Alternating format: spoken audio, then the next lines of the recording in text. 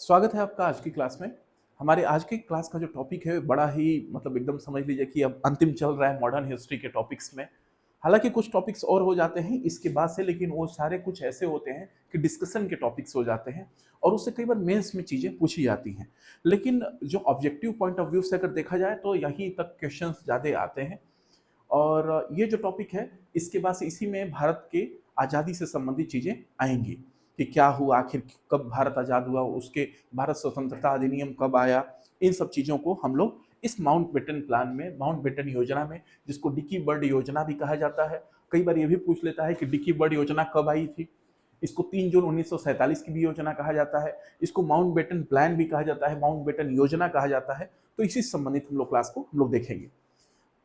अब इसमें देखिए, पहला इसमें हम लोग देखेंगे इसकी पृष्ठभूमि क्या थी, फिर हम लोग देखेंगे कि इसमें इसका प्रावधान क्या था, फिर इसके मूल्यांकन की बात हम लोग करेंगे। तो पृष्ठभूमि की यदि बात करें हम लोग, बैकग्राउंड इसका आखिर में क्या था, तो आप ऐसे समझिए, इसके पहले वाली क्लास में हम लोगों ने बात किया था कैबिनेट मिशन से संबंधित, ठीक, उसके प्रावधानों से के संबंधित हम लोगों ने बात किया था। उसमें एक बात थी, उसमें यह कहा गया था कि अंतरिम सरकार का गठन, मतलब बहुत सारी चीजें थी उसमें, बहुत सारी चीजें थी, लेकिन अंतरिम सरकार के गठन की भी बात की गई थी। और उसी संबंध में 12 अगस्त 1946 को 12 अगस्त 1946 को जवाहरलाल नेहरू को बुलाया गया सरकार के गठन के लिए। किसको बुलाया गया? जवाहरलाल नेहरू जी को, JL नेहरू। इनको कहा गया कि चूंकि ये क्या थे, ज्यादातर इनकी सोच जो ब्रिटिशर्स थे उनसे मिलती जुलती थी, लेकिन थे भारतीय, भारत के लिए ही कार्य करते थे हमेशा।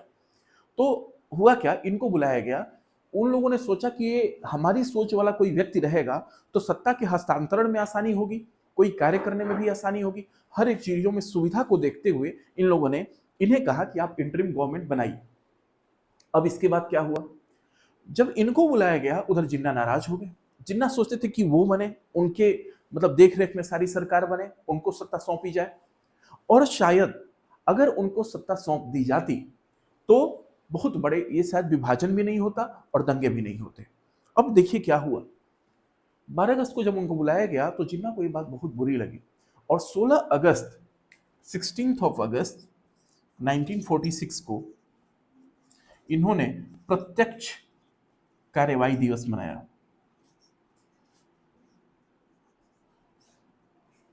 क्या था भाई, इसमें इन्होंने कहा लड़ कर लेंगे पाकिस्तान।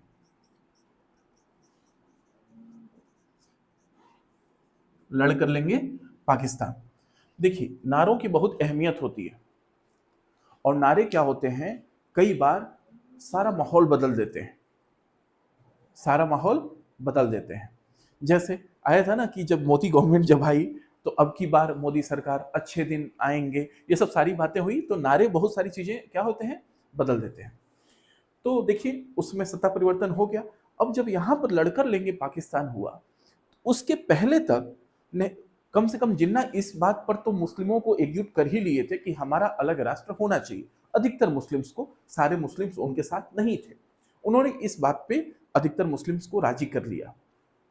अब जब यह स्टेटमेंट दिया तो बहुत जगहों पर दंगे होने चालू हो गए, जैसे नोआखोली, पूर्वी बंगाल में एक जगह है नोआखोली, वहां पर महाराष्ट्र में गढ़मुक्तेश्वर में, अलग अलग यूपी में, बिहार में, बंगाल में, बंबई में, अलग अलग जगहों पर दंगे होने चालू हो गए।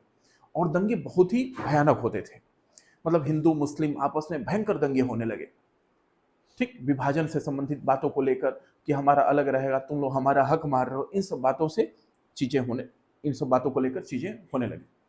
अब क्या हुआ, जब इतनी सारी बातें हुई, फिर वहां पर क्लेमेंट एटली ने एक घोषणा किया। क्लेमेंट एटली वहां के प्रधानमंत्री जो थे ब्रिटेन के, उन्होंने एक घोषणा किया।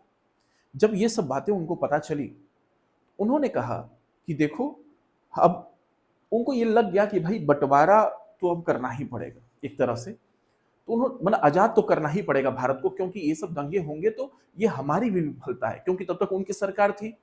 इंटरिम गवर्नमेंट भले ही बन जाए, लेकिन अभी भी जो वायसराय वगैरह थे वो तो ब्रिटिशर्स ही थे, तो कहा तो यही जाता।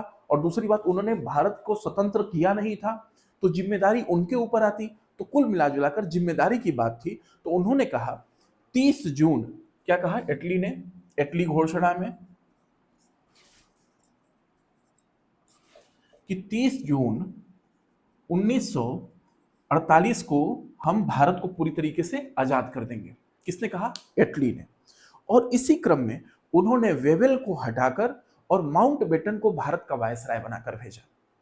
माउंटबेटन को वायसराय बनाकर भेजा और इनको सख्त हिदायत दी कि कोशिश करना कि बंटवारा ना हो। इनको कहा गया था कोशिश करना बंटवारा ना हो, लेकिन परिस्थितियों को देखते हुए वहां पर कोई भी एक्शन लेना। माउंटबेटन आए यहां पर और वो गांधी जी से मिले, सरदार पटेल से, मतलब सभी लोग उनसे मिले। तो देखिए गांधी जी तो एकदम नहीं चाहते थे कि बंटवारा हो। उस समय दंगे खूब हो रहे थे। गांधी जी बल्कि नोआखली पहुंच गए कि हमको देखकर लोग दंगे नहीं करेंगे। और उस समय गांधी जी ने यह भी कहा कि यदि मतलब ये सब सारी चीजें जब होने लगी तो चाहते भी थे, लोगों से कहते थे कि देखो आपस में लड़ने से कोई फायदा नहीं है, हम लोग मिलजुल कर रह सकते हैं। और वो नेहरू को भी समझाते थे कि एक काम करो, आप जो इंटरिम गवर्नमेंट का जो हेड है, मतलब इंटरिम जो गवर्नमेंट है उसका मुखिया जिन्ना को बना दो। लेकिन जवाहरलाल नेहरू नहीं चाहते थे, क्योंकि उनको ये बात लग गई थी। वो और सरदार पटेल यह कहते थे कि देखिए अगर हम लोग बंटवारा नहीं करेंगे तो हर एक ऑफिस में एक हिंदुस्तान और एक पाकिस्तान हो जाएगा। ऐसी स्थिति आ गई और इस सिरदर्दी से बचने के लिए बेहतर है कि हम लोग बंटवारा कर दिया जाए, बंटवारा हो। जब आए माउंटबेटन, उन्होंने सब कंडीशंस देखी तो उनको भी लग गया कि भाई बंटवारा ही एक सॉल्यूशन है, बंटवारा ही एक सॉल्यूशन है। अब बात यह हुई कि अब हम लोग भारत को आजाद तो कर ही देंगे। तब उन्होंने 3 जून को माउंटबेटन प्लान लाया। इस प्लान के अंतर्गत ऐसा था, उन्होंने कहा कि 15 अगस्त 1947 को हम लोग भारत को क्या करेंगे? आजाद कर देंगे, भारत को आजाद कर देंगे। लेकिन भारत और पाकिस्तान मतलब बंटवारा कर देंगे और भारत और पाकिस्तान 2 डोमिनियन होंगे। सोचिए अभी भी ये लोग किसकी बात कर रहे हैं? डोमिनियन की। इसका मतलब कभी भी अगर प्री में आ जाए, किसी भी पीटी में आ जाए कि कोई भी कैबिनेट मिशन आया, क्रिस्प मिशन आया या कोई भी मिशन जो भी आया, क्या वह भारत को स्वतंत्र करने की बात किया? नहीं, ये लोग डोमिनियन स्टेटस की बात करते थे। और लास्ट में बात एक जगह और भी कई जगह पढ़ने को मिलता है कि डोमिनियन के लिए सरदार पटेल ने ही कहा था, किसको? माउंटबेटन को, कि आप डोमिनियन का ही दर्जा दो, लेकिन दो, भारत को इस तरह से आजादी दो। अब कांग्रेस, भाई क्या डोमिनियन का दर्जा देने से कांग्रेस खुश होती? देखिए कांग्रेस वैसे तो इसका नकारती थी, यहां पर भी 100 से आधे मेंबर्स उसको नकार दिए कि नहीं भाई ये सब क्या हुआ, हम लोग ये सब तो डोमिनियन का स्टेटस हम लोग क्यों माने, ये तो पहले ही से हम लोग मना करते हुए आ रहे हैं। लेकिन नेहरू जानते थे इस तरह से बहुत ही स्विफ्टली, बहुत ही आसानी से पावर का ट्रांसफर हो जाएगा। यदि हम लोग अगर डोमिनियन स्टेटस नहीं मानेंगे तो फिर हो सकता है ये और लंबा खिंच जाए और भारत को आजादी न मिले। अब इन सब बातों को और भी अब किस किस तरीके से, इसी के लिए उन्होंने, अब देखिए जो मुस्लिम बहुल्य प्रांत थे उनको यह कह दिया गया कि वह जिसमें चाहे मिल सकते हैं, वह भारत में चाहे तो भारत में, पाकिस्तान में चाहे तो पाकिस्तान में। और जो देशी रियासतें हैं उनको भी छूट दी गई कि आप जिसमें चाहे मिल सकते हैं। इसी में हैदराबाद वाले अड़ गए, वो कहे हम पाकिस्तान में मिलेंगे। अब बताइए ये पूरा भारत है और यहाँ पाकिस्तान हो जाता, एक पाकिस्तान तो इधर था ही, एक पाकिस्तान यहाँ भी पाकिस्तान हो जाता, कैसा रहता, बीच में और दिक्कत होती। तो ऐसी जो प्रैक्टिकल जो प्रॉब्लम्स थी ये बहुत ज्यादा क्रिएट हो जाती। ये हुआ। फिर सिलहट वगैरह का जो असम वगैरह का क्षेत्र था, इधर जनमत संग्रह हुआ, वो लोग कहे कि हम पाकिस्तान में जाएंगे। असम के पास जो सिलहट वगैरह का क्षेत्र है वो पाकिस्तान में, सीमांत क्षेत्र वाले जो इधर वाले कहे ये हम पाकिस्तान में जाएंगे।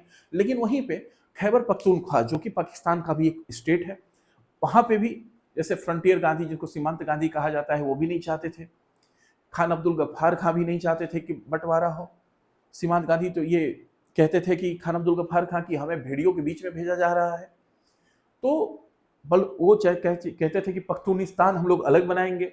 सिख वाले कहते थे यदि बंटवारा होगा तो हम लोग एक पंजाब के लोग सिख वाले मिलकर एक अलग देश बना लेंगे। ऐसी ऐसी बातें होने लगी।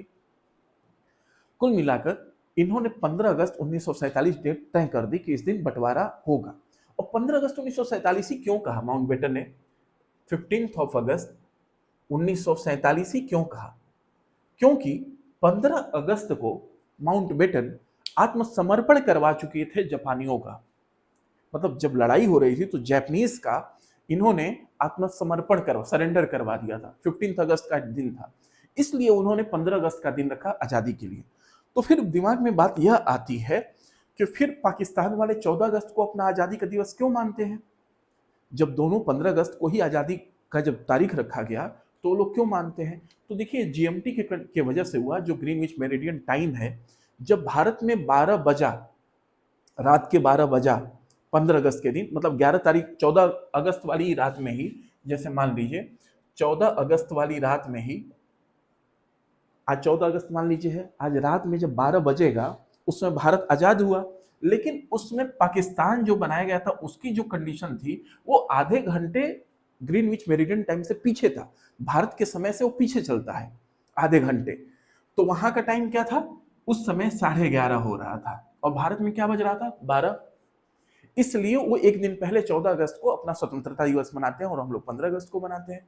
ठीक, ये बात थी। अब जब आजादी की बात उन्होंने कह दिया, अब इसकी वजह से कि अब ये मतलब बंटवारा होगा, गांधी जी बहुत आहत हुए। मतलब एकदम बेचारे एक जगह लेटे हुए थे, एकदम जैसे लग रहा था कि वो कहते थे कि अगर बंटवारा होगा तो हमारी लाश पर से होगा। सोए हुए थे, उनसे मिलने गए सरदार पटेल और नेहरू जी। कहे बापू, बापू उठकर बैठ गए, कहे कि हाँ बताओ। उनको लगा कि शायद बंटवारा रुक गया, तो कहे कि बापू, वो कहे क्या बंटवारा रुक गया? कहे नहीं बाबू, बंटवारा तो होगा। फिर सो गए। कहे कि अब कुछ बचा ही नहीं, क्या बचा? अब तो सब समाप्ति होने वाला है। सरदार पटेल पूरी तरीके से जानते थे कि यदि बंटवारा नहीं हुआ तो भारत के लिए और मुश्किलात बढ़ जाएंगे। वो चाहते थे कि बंटवारा हो। सीमांत गांधी एकदम कहते थे कि हमें भेड़ियों के बीच में क्यों भेज दिया गया। यह सब बातें हुई। जब इन्होंने यह योजना ला दी, इसी के लिए जब चूंकि सीमा अलग अलग होने लगी, इसीलिए फिर एक रेड क्लिफ एक आयोग बनाया गया ताकि वो सीमा का निर्धारण करे। इसलिए भारत पाकिस्तान के बीच में वो जो रेड क्लिफ लाइन है वो यहीं से होता है ताकि वो सीमा का निर्धारण करेंगे। यह बातें हुई। अब इसी के बाद से ये जब इन्होंने बनाकर 3 जून को दे दिया, फिर 18 जून को 1947 को ये क्या हो गया, ये ब्रिटिश संसद में पास होके, दोनों उसके हाउस ऑफ कॉमन्स और हाउस ऑफ लॉर्ड्स में पास होके, वहां से सम्राट का साइन करने के बाद से उसके बाद यह योजना पारित कर दी गई कि अब भारत को आजाद कर दिया जाएगा और उसी आधार पर भारत में आजादी दी गई। रही बात इस माउंटबेटन योजना की, मूल्यांकन की, तो देखिए यहां पर यह कहा जाता है कि आखिर में कांग्रेस वाले आजादी क्यों चुने, मतलब बंटवारा क्यों चुने, बंटवारा क्यों चुने और डोमिनियन स्टेटस क्यों चुना? तो देखिए बंटवारा चुनने का कारण यह था, उस समय इतने ज्यादा दंगे हो रहे थे, इतना ज्यादा दंगा हो रहा था कि वह एक तरह से पूरी आंतरिक अशांति फैल जाती। अगर बंटवारा नहीं होता तो आंतरिक अशांति फैल जाती। और देखिए बंटवारा भी बुरा था और दंगे भी बुरे थे। अब इन दोनों में सिलेक्ट करना था कि कम बुरा वाला चीज कौन सा है, तो कम बुरा वाला बंटवारा लगा। दंगे होने देना ठीक नहीं था, इसलिए कांग्रेस ने कहा कि ठीक है बंटवारा हो जाए, कोई बात नहीं। तो देश का बंटवारा हो जाए, देश का बंटवारा कांग्रेस ने किया, ऐसा कहना भी बहुत हद तक उचित नहीं है, क्योंकि उस समय कुछ और था, उस समय की तात्कालिक परिस्थितियां अलग थी। इस वजह से कांग्रेस की मजबूरी बन गई बंटवारा करना। अब रही बात कि बंटवारा तो हो गया, कांग्रेस ने डोमिनियन क्यों चुना? डोमिनियन चुनने के पीछे भी, डोमिनियन स्टेटस चुनने के पीछे भी कारण था, क्योंकि अगर पूरी तरीके से भारत स्वतंत्र होता तो यहां से सारी सेना भी जाती, अंग्रेजी अफसर्स भी जाते, अंग्रेजी के जितने भी यहाँ पे जो बड़े बड़े अधिकारी हैं वो भी चले जाते, सब लोग यहाँ से छोड़ कर जाते। अब जब छोड़ कर जाते तो यहाँ प्रशासनिक विफलता की कंडीशन आ जाती। इसलिए शुरुआत में सारे ढांचा वही रहे, सारे अधिकारी जहां के जैसे हैं वैसे रहें, उनके साथ रहते हुए कार्य किया जाएगा। इसलिए तो देखिए यहाँ के वायसराय कौन बने रहे आजादी के समय भी? माउंटबेटन। और वहां के कौन बन गए? पाकिस्तान के जिन्ना, क्योंकि वहां का संविधान अलग बनने लगा, भारत का संविधान अलग बनने लगा। तो ये पूरी तरीके से इस तरीके ये सारी चीजें होने लगी।